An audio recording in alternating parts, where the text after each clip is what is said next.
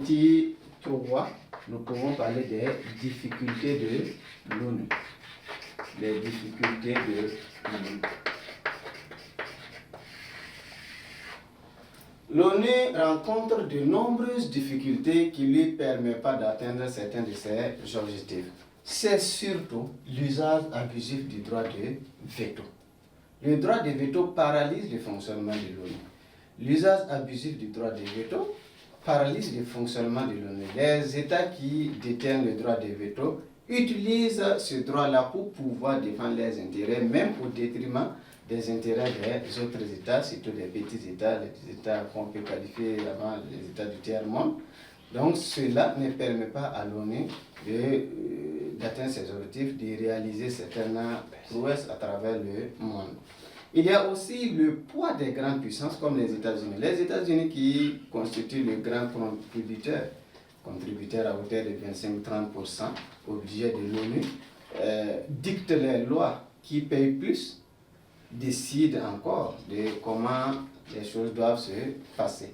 Donc le poids des États-Unis. Les États-Unis même utilisent l'ONU pour servir les intérêts à travers le monde. Il y a également l'insuffisance des ressources financières. Les cotisations ne sont pas honorées comme il se doit. Les différents États ne respectent pas leur engagement en termes de cotisation. Et du coup, l'ONU se trouve dans une situation où les ressources financières manquent pour pouvoir accomplir certaines missions, pour pouvoir fonctionner comme il se doit. Il y a également la lourdeur administrative, la trop grande bureaucratie au niveau de l'ONU. Le processus est long. Les décisions également ne sont pas prises de façon urgente face à des situations très urgentes. Donc, le processus, même pour qu'une décision soit prise, elle est très longue. Donc, cela fait que même l'ONU n'arrive pas à être efficace sur le terrain. Donc, ce sont quelques difficultés qui empêchent l'ONU d'accomplir certaines de ses missions, d'être encore plus dynamique, plus efficace sur le terrain afin de faire profiter son existence aux populations à travers le monde. Donc voici un peu les difficultés que rencontre l'organisation. Donc ce grand point s'achève avec les petits 3, les difficultés de l'ONU. Maintenant, nous avons fait une conclusion et une introduction, donc faisons maintenant une conclusion pour montrer que notre leçon a pris fin. Donc, conclusion. En termes de conclusion, nous pouvons dire que l'ONU qui a été créée en 1945 lors de la conférence de San Francisco aux États-Unis avait pour objectif principal de préserver la paix et la sécurité mondiale. Mais il faut reconnaître que plus d'environ 70 ans d'existence, l'ONU n'arrive toujours pas à préserver la paix et la sécurité dans toutes les régions du monde.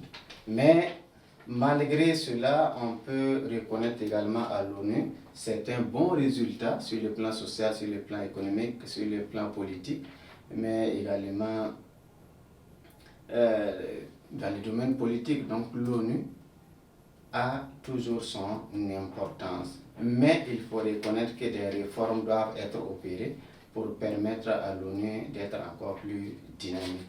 Revoir l'utilisation du droit de veto, soit la supprimer, soit l'élargir pour que les différents continents, tous les différents continents soient concernés, parce que jusqu'à présent l'Afrique n'a pas de droit de veto.